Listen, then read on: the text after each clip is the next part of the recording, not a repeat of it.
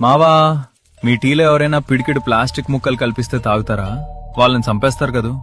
కానీ నిజం చెప్పాలంటే పేపర్ కప్ లో టీ తాగిన ప్రతిసారి నవ్వుతూ ఎంజాయ్ చేస్తూ మీరు చేస్తున్న పనదే. ఇది టీ కాదు మావా, వేడి వేడి విషం.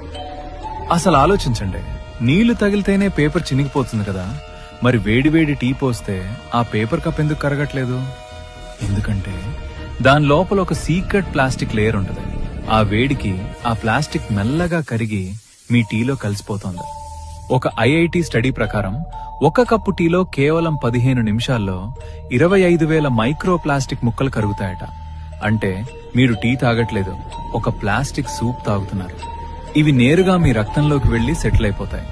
దీనివల్ల గ్యాస్ ట్రబుల్ వస్తే హ్యాపీనే, కానీ ఇది తెచ్చేది క్యాన్సర్ మరియు మగవాళ్లలో పిల్లలు పుట్టకపోవడం వంటి సమస్యలు.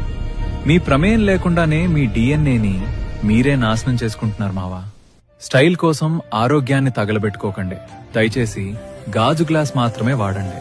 ఈ నిజం తెలియక ఇంకా పేపర్ కప్ వాడుతున్న మీ ఫ్రెండ్స్ కి ఇప్పుడే షేర్ చేయండి.